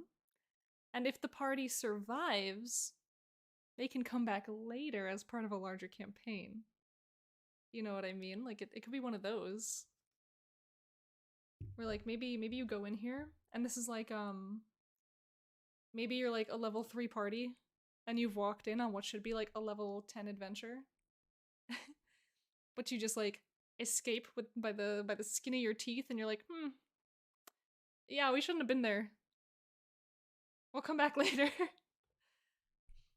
We'll come back at a later time. Thank you, goodbye. It could be funny. That's fun, but players are dumb and will suicide. That's true. It is very difficult. TPKs are fun for one-shots. True. But you could also continue the campaign and say, you heard about these adventurers who went on this quest and didn't make it out alive. Maybe you, as a much more powerful party, will go investigate this. And then you, with all your brand new characters, will be like, oh, yippee, adventure! And then you rerun this one-shot, quote-unquote, but as higher level players, and now you can learn more and be more prepared. Letting players find the dead bodies of their former characters is my favorite. Oh no! That's so spooky. I've never had the opportunity to play in a game like that does something like that. You know, like I've never played like a deadly enough game where like people die even. Like, yeah, actually I don't think I've ever been part of a campaign where people just like straight up die. I've had a lot of people leave, like had a lot of their characters be like, nah, I'm out. And then they come in with a different character. I did watch someone's character get like straight murdered one time by another character, which is really cool. We love a little CVC action. That's what the goblin cult leader gets for, you know, partying with a ASMR paladin, you know? It just happens. You get a little bit murdered.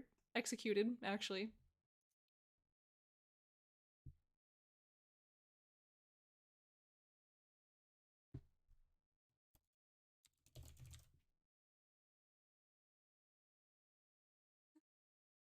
My first campaign ever, I lost 4 PCs. One of them I lost twice. Oh no. Yeah, that's no good. It's no good at all.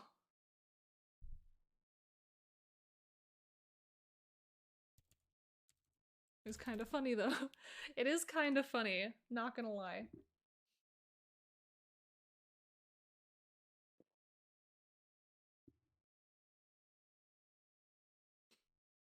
And so, party finds themselves in a position of great peril. Naturally, they continue forward. This is what parties do.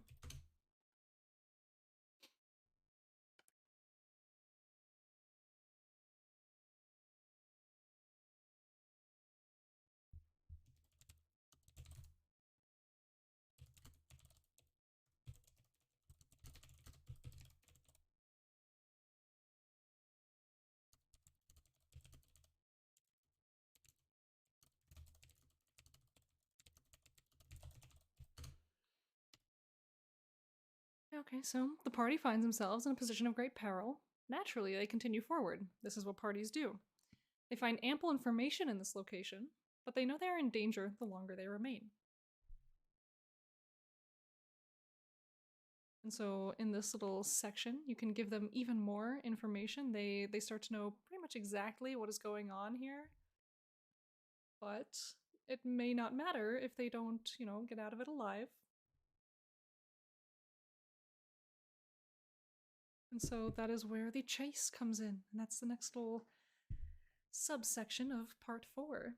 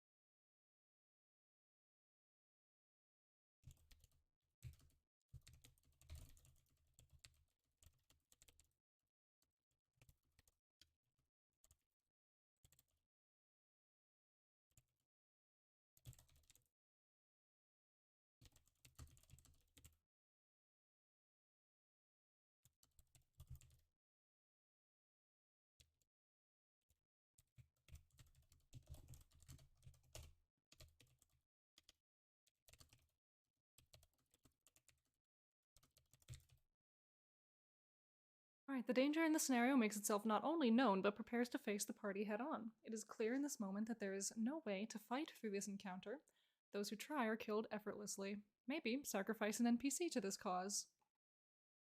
Because the players are not going to know about this or think about it until it happens to them.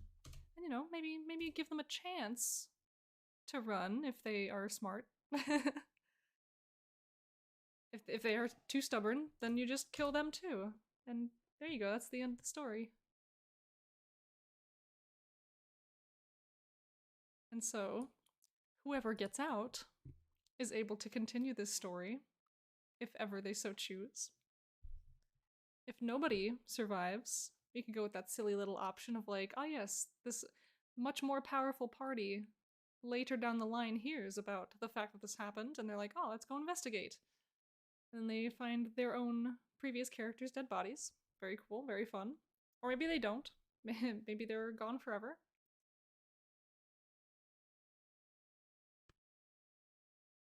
Or if one of them survives, they could come back stronger themselves with a stronger party around them and go back in and try to seek revenge on whatever did this. The possibilities are really endless. Let's see, let's do a little refreshy. Kills hundreds of innocents, that's fine. Killed Jeffrey, the quirky traveling merchant, all bets are off. True. Lady Valerian, thank you for following. Hello, hi. And yes, so thus far we have part 1, and this is just the party gets together. Hello, everybody. Welcome. Meet each other. Hello, how are we? And this is where you get hooked in. This is where like, okay, here's what's happening. Here's what's going on. You want in? And they're like, okay. And so, in part 2, they actually go. They go do the thing. And they encounter their first challenge where they're like, hold up.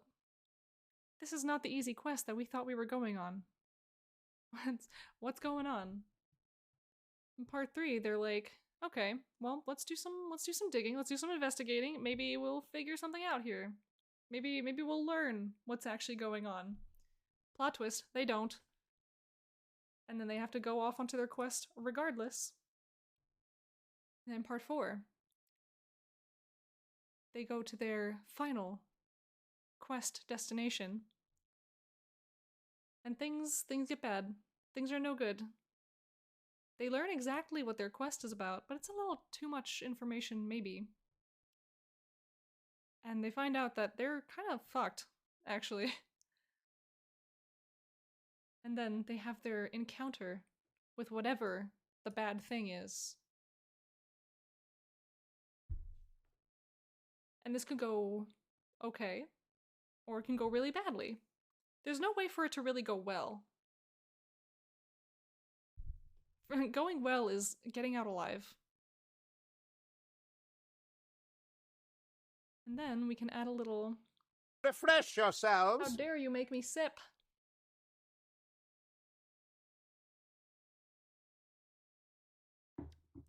Thank you. And then we can add a little part 5 here at the end that basically says, okay, so depending on your outcome, here's what we can do from here. And so part 5 isn't so much a part 5, it's more of just a part 5 of the storytelling process, if you will, where we just kind of say, okay, so all of that has happened. Here's what you can do with what has happened.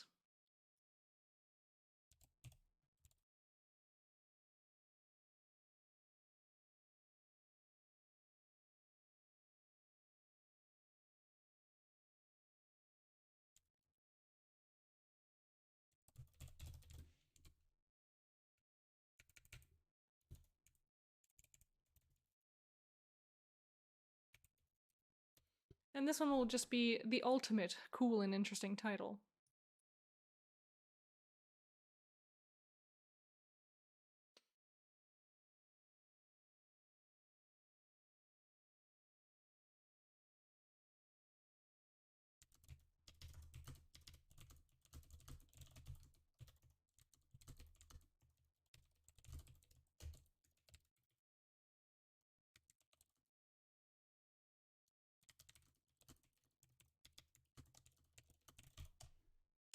And so, this is the final stage of the adventure process, seeing what pieces of it we are left with.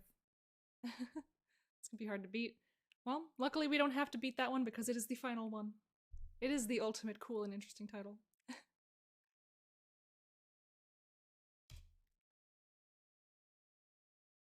So we'll just break this up into little outcomes. Outcome 1.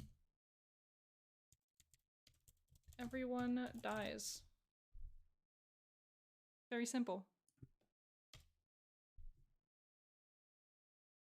We'll say this one is number 2. Outcome 2. Yeah, rip. Yeah, outcome 2. There are some survivors.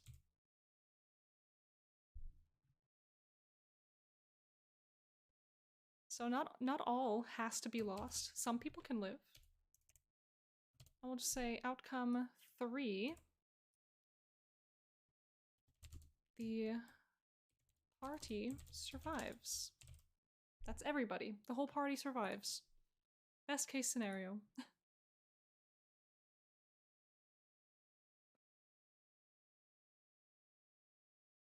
And so, outcome 1, everyone dies. What a shame. The party didn't make it out in the end.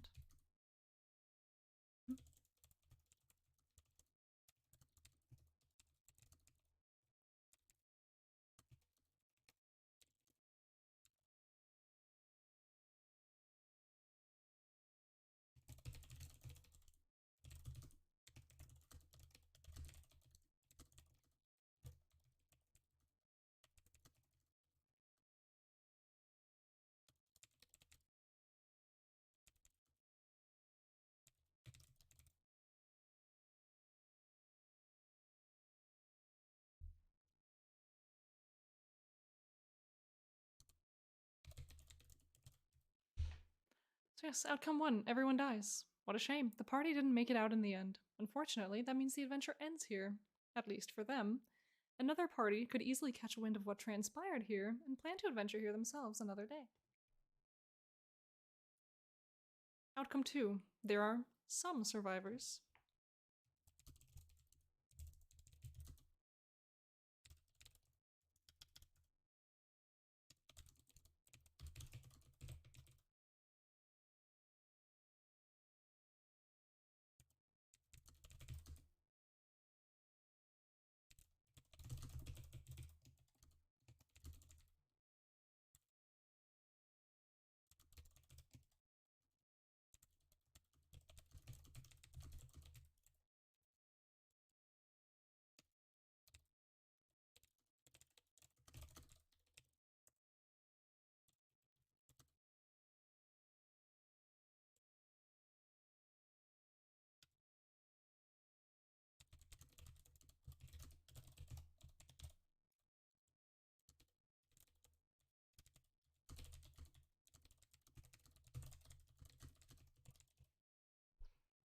Alright, outcome number 2. There are some survivors. The party suffered one or several losses. Were these personal losses? Are they hurt by this? They may one day seek to return to this place more powerful and better equipped to avenge their lost companion, or retrieve them if they are believed to be alive. That's,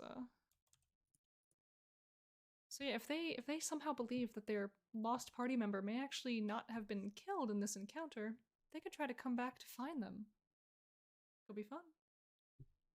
What happens if a player rolls a new character and they find their other character alive? It'll be fun. Do they play both? Does it become an NPC now? It's my character now. I am the captain now.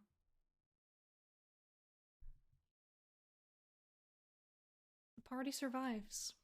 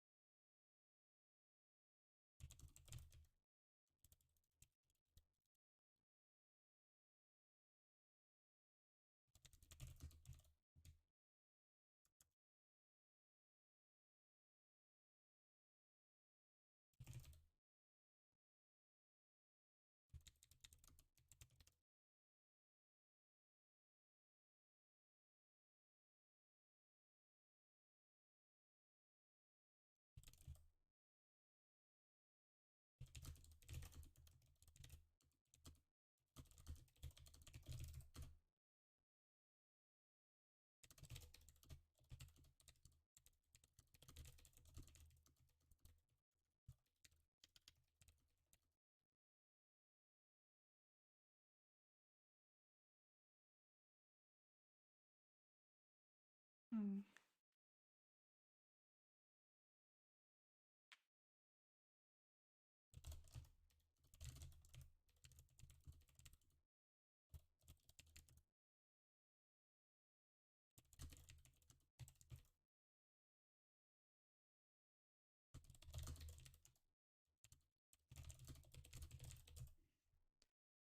And so, if the party survives, though there were no losses of life for the party, the group now has information that could spawn a deeper quest or pose great danger if in the wrong hands.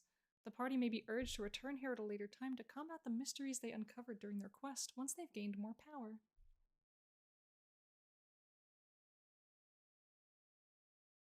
Alright, so there are the proposed outcomes of these situations. They can of course change or be tweaked later on. That's about it. Either everyone dies, some people die, or everybody lives. Yay! Except maybe the sacrificial NPC. Maybe there's an outcome if they save the sacrificial NPC. They just like book it out of there without letting anybody die.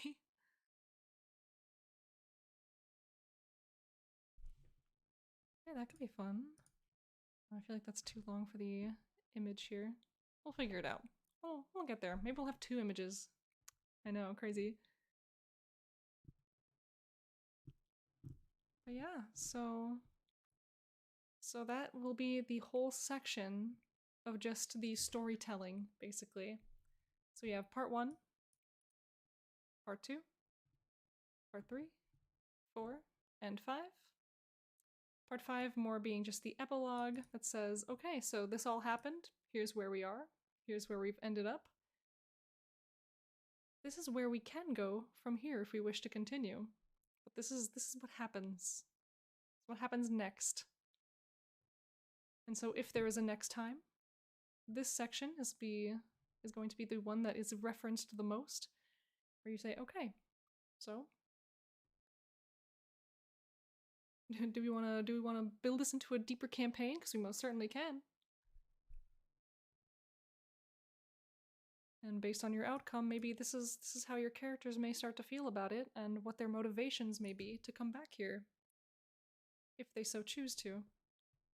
Maybe they'll choose to never come back here again. Maybe they'll be like, after what we just experienced, nah, we're not coming back here ever again.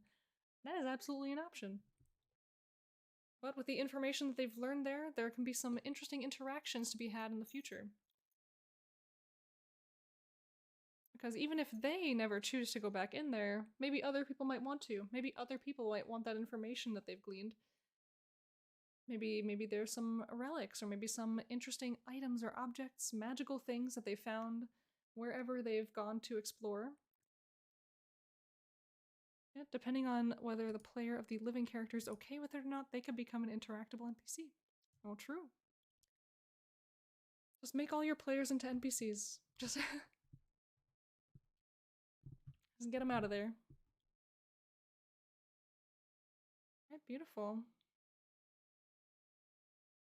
So I'm feeling pretty good about how this is looking, and I do think I know exactly, like now I do think I know exactly the adventure that I want to run.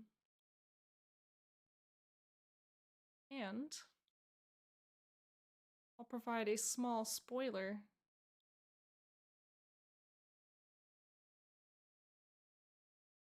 It may involve a trip from the great city of Aurel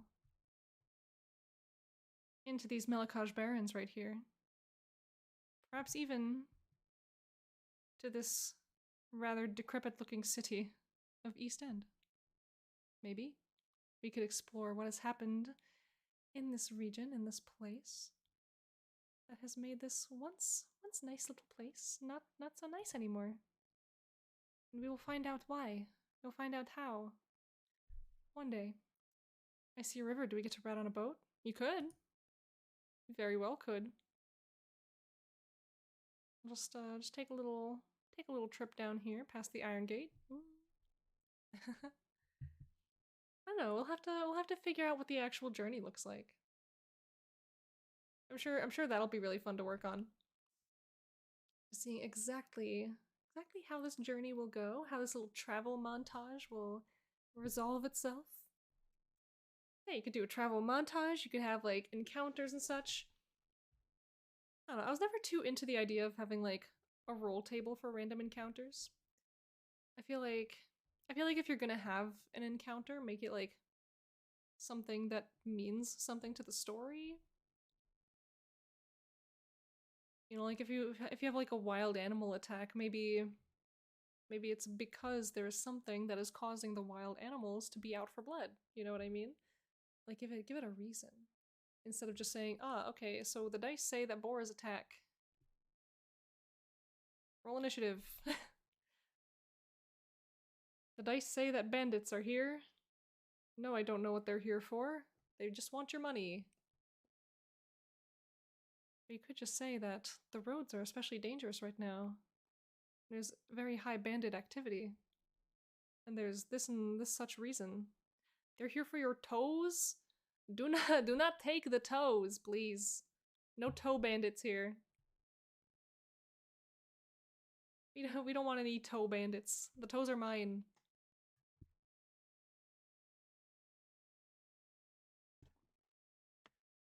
They cannot do this. Listen, I would fight to the death to keep my toes. I don't know about you guys.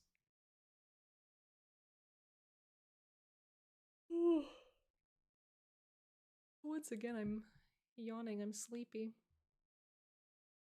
Toes are stinky. Maybe yours are stinky. I wash mine.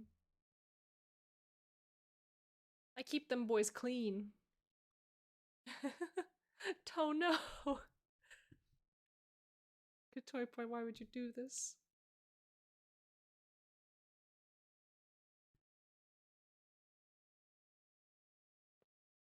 Yeah, so I think the other fun thing for this is going to be figuring out what I actually want to replace these placeholder images with.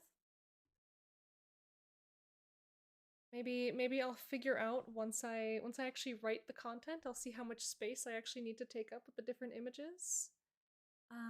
But I feel like the images are just going to end up being maps for the most part. Maybe I could make, like maybe I could do that thing that a lot of people have been doing with their one-shots, like in the past and the present. Like I don't know what people are doing in the present. I haven't really like seen what people are working on this year. But I know last year and the year before, like people had a lot of like pre-made characters that you can like pick up and play, so you don't have to like make a character if you don't know the system yet. You know, I could make those characters. I could make little icons for them, little sprites even. Tokens. Yeah, that's the word I was looking for. I can make little tokens for these pre-made characters that people could just pick up and play. Maybe it'll just be difficult because I don't know the system exactly that I want to play this in. And also, even if I did pick like a 5e kind of system, magic and all the stuff and like that in my world doesn't function the same way it does like in D&D. So we could theoretically like tweak the system to kind of make that work. Or mechanically we could just ignore the system and just like flavor everything that happens in such a way that it just makes sense contextually. I don't know. I don't know. And all that is like a whole can of worms that I'm not prepared to open as of yet. But we'll get there. We'll get there one day.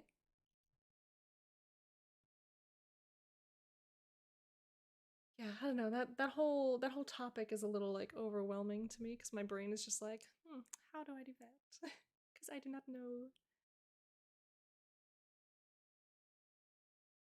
Oh, my toes like dirt. They get grumpy when they don't touch the ground for too long. Oh no. I like a version of like having to touch grass. People just get weird if they don't touch grass for too long.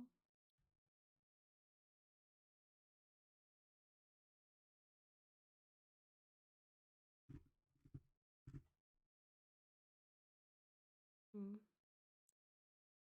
I'm thinking. I'm thinking.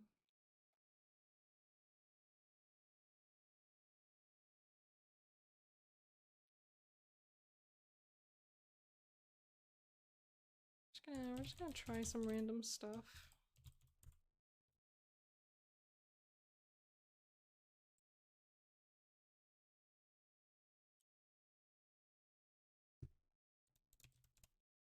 Just some formatting stuff.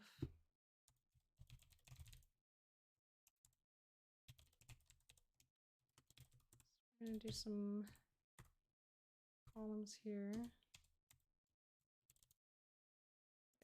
I don't need a slash there.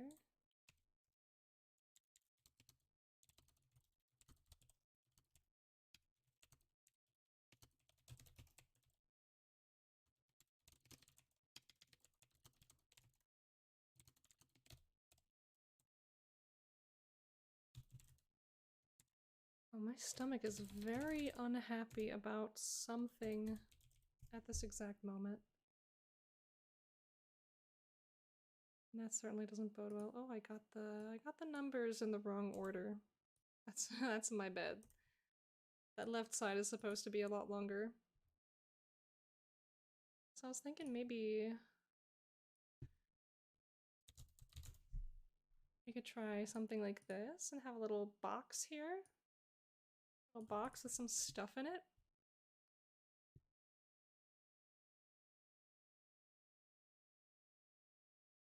I still don't know. But I do like the way that this little box here looks. But I feel like I'm not gonna like it very much if there's like see if there's a lot of information in it. It's gonna take up a little too much space. But as a little 2-line something, it's very cute where it is. It's just like a little snippet of something. A little note of some kind. I also do like I love seeing in other people's one-shots where they've included like stuff that the DM can read out loud as like and what's the word, exposition? Like they're just describing everything that's around and happening, and like it really gets people into the setting. I would love to allouds. Well, yeah. Just looking for the way to describe that in literary terms, I guess. Oh yeah, allouds. That's what this little box is. It's a little allowed box, but yeah.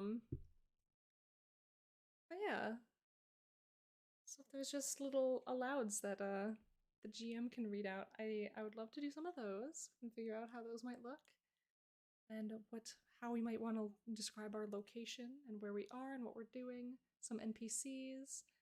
I'll have to make NPCs and NPC tokens. I'm very excited about that part. I'm very excited about like making people that I can put into this adventure, and of course if I'm gonna be making people for this adventure, I'll have people to make articles about that'll exist in my world.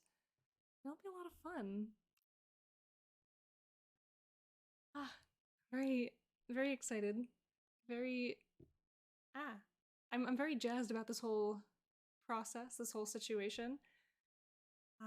I think maybe I'm thinking maybe during my next Adventure April stream, maybe I'll start actually working on some of those like NPCs and things.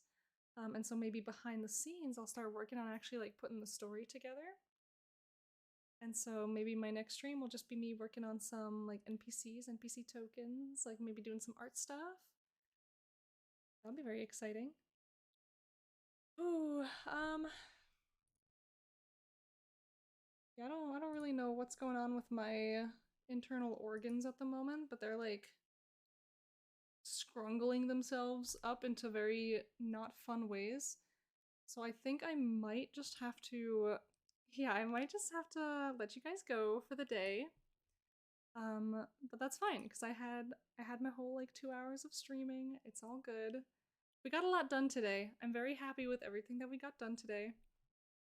I think my body's just telling me to go relax for a little while. Please save your organs. Yeah, I would like for them to not be like coiling into unfortunate shapes right now. That'd be really nice.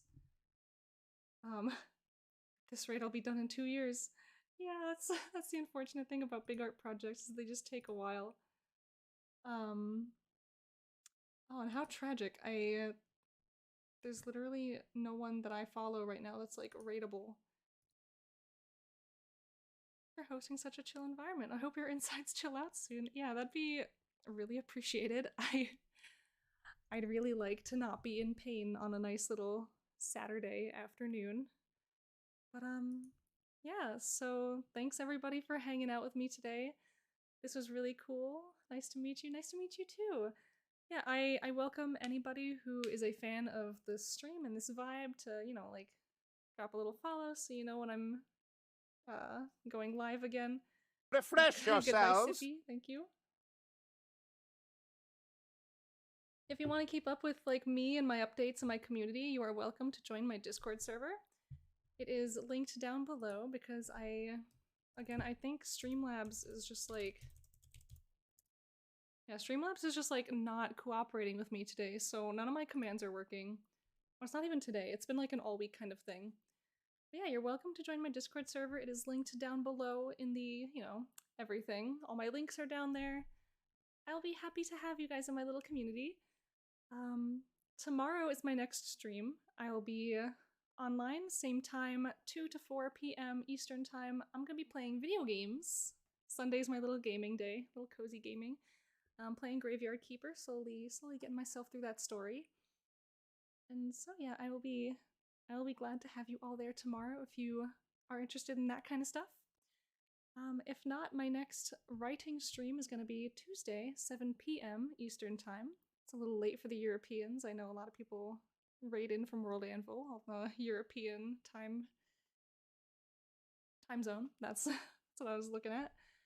But yeah, so I will see you guys maybe tomorrow, maybe Tuesday, maybe next Saturday. Who knows what's happening next Saturday?